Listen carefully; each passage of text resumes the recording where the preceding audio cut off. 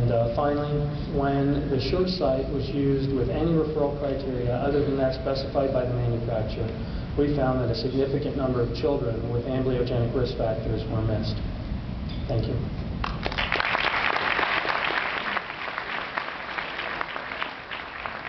Thank you, Dr. Rogers. The next paper, Treatment Outcomes Following Toddler Photo Screening, will be presented by Valerie, Kirk. Thank you. We would like to report some long-term results from the Alaska Blind Child Discovery Project. Since technology is available today to objectively screen very young children, is it any better than waiting until they are old enough to do a reliable acuity test? This report will show that toddler photo screening can yield better treatment amblyopia acuities with less amblyopia failures for those children screened before the age of 24 months. There is considerable controversy regarding photo screening. It is not included in current AAP vision screen guidelines, including a guarded position paper from 5 years ago. The validity of photo screening is highly dependent on interpreter experience. The NIH-supported VIP study found photo screening less sensitive than remote auto-refraction and LEA acuity. Most photo screeners are expensive and no consistent reimbursement exists. The ATS studies from BDIG has not found age dependence in amblyopia treatment from age 3 through 6. ABCD has extensive experience with these objective screeners ranging from $4,000 to $12,000. In favor of photo screening is the fact that PDIG ATS, which requires reliable acuity for enrollment, has results that stall out to about 2032 residual amblyopia acuity, with 2/3 of these patients having refractive components. 2 recent reports have large enough patient populations and long-term data to suggest early photo screening merit. Sean Donahue recently reviewed long-term data on anisometropic amblyopic children in the Tennessee statewide MTI photo screening project. With each year earlier detected, the proportion and severity of amblyopia decreased. Janet Atkinson and Associates used video refraction to detect high hyperoptic infants in Cambridge. Those randomized to early hyperopic spectacles had better eventual acuity than those age-matched non-screen neighbors. Here's one example. We have a 1-year-old referred by her pediatrician for lay photo screening. Her positive interpretation led to a confirmatory exam of high hyperopia. Spectacles were then promptly enforced. Today she is in 2nd grade and playing soccer with excellent acuity and stereopsis with compensated accommodative esotropia. The following is our data on similar aged children. The ABCD project has an ongoing IRB approval since 1996, mainly using MTI photo screening. We encourage confirmatory exams from the nearest eye doctor. This review included referred patients with long-term treatment from our own practice and from those surveyed by other Alaskan eye doctors. Types of amblyopia were defined by AAPOS gold standard exam definitions. We have also recently added data since the abstract was submitted. To summarize, children were screened by lay photo screeners throughout Alaska with central physician interpretation. They then received confirmatory exams from which spectacles were then prescribed, along with additional amblyopia therapy as indicated. After 2 years of treatment, those with patched around HOTV acuities were reviewed and separated by their screening age. From over 21,000 screened, we referred less than 7% with a positive predictive value of over 80%. About half the children screened were under the age of 4 when acuity testing becomes practical.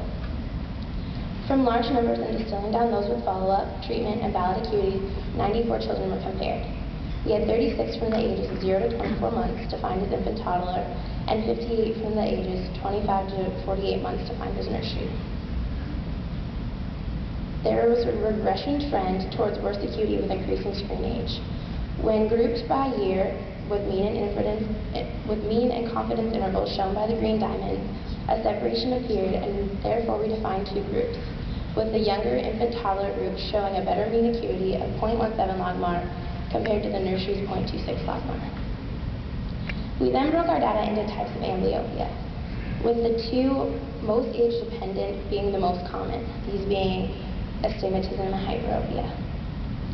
The proportion of treated amblyopic patients unable to pass a 20/40 driving acuity test was less for those infant toddlers than for the nursery age group. We have shown improved treatment acuity for toddlers detected by photoscreening at an age before it is practical for an acuity test. The mean acuity for this group was better than the p-value mean of 2032. We have previously estimated the cost to provide a decade of complete eye care for an American child given different screening paradigms.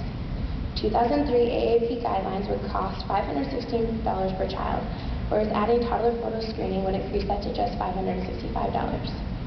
Notice how adding a $7 screening increases care costs by $49 due to follow-up and more treatment. The estimated cost to U.S. healthcare would increase from $2.2 billion to $2.4 billion. Screening remains inexpensive compared to mandated children eye examinations, which could cost up to $4.8 billion for America. We note the following limitations in the study. We had limited follow-up from referred screenings and from outside doctor confirmatory exams. The initial ABCD effort got off to a gradual start in 1996. Our good results were in the region of a proponent ophthalmologist despite no photoscreening mandate or reimbursement. In conclusion, ABCD continues to recommend AAP guideline screening, emphasizing patch acuity in older children. We recommend adding or substituting specific objective screening through kindergarten, including one between the age of 12 and 24 months. It appears worth it to spend $49 to gain one more amblyopic island of acuity. Thank you.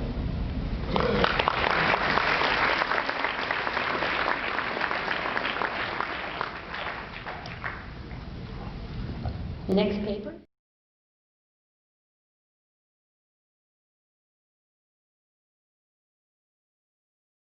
Next to the front desk. I'm Yair Morad from Israel. My question is to Dr. Donahue. I wonder if you looked at the differences between myopic anisometropia and hyperopic anisometropia, or just looked on hyperopic anisometropia in the study. Yeah, we did attempt to look at that. The vast majority, probably 80% of them, were hypermetropic anisometropes. So the amblyopic eye was the more hypermetropic one. The fellow eye was also hyperopic. There were only about 30 children who were anisometropic with both eyes myopic, and some of those had the more myopic eye amblyopic, and some of them had the less myopic eye amblyopic. So yeah, it ended up being a real small percentage, only about 5 or 10% of the sample. And when you break that down and try to get amblyopia out of it and characterize that by age and magnitude and depth, you just run out of sample size. And that's even with a study population of 200,000 kids. So you really need a huge sample to try to get at this. And I think the conclusions are most applicable to the hypermetropic anisometrope who will have mild cylindrical anisometrope, plano +2. Or +1, +3, and then the other eye has minimal to no hypermetropia, and those are the kids I don't think you need to detect early. We have 5 minutes left, so keep your questions brief. Mike Sikowski, Oklahoma City. Another question for Sean. Did you have enough data to look maybe at half diopter increments of anisometropia to see where the slope of that line becomes clinically significant? Yeah, my understanding is we split it into 1 diopter, less than 1 diopter, 1 to 2, 2 to 4, and over 4. And we did it for simplicity and put bigger numbers into our bins, not knowing where our p-values are going to end up.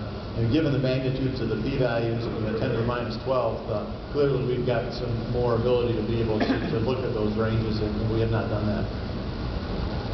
Yes, George Ellis, New Orleans, and my comment really is for Dr. Beauchamp. Really, I want to thank you for bringing value to the equation in the cost-benefit ratio. Emotionally, physicians and eye care people and medical care people have been beaten down over the years because we've been told over and over again how much we cost. And I think it's so important now if we can get the word out how much value is created, and your study certainly puts us in the right direction. Thank you.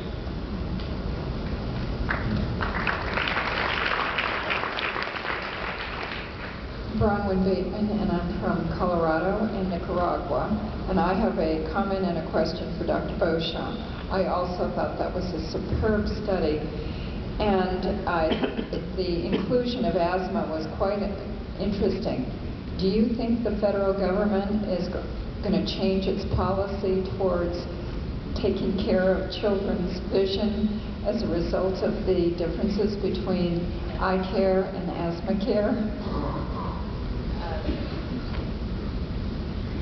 I'm hopeful, certainly, that there will be a shifting of paradigm and a change at the federal level, but children don't vote, so that's certainly an impediment. But I'm hopeful that if we get more information like this out there, that there will be a shift in the paradigm, yes. Scott Lambert from Atlanta. I have a question for Sean.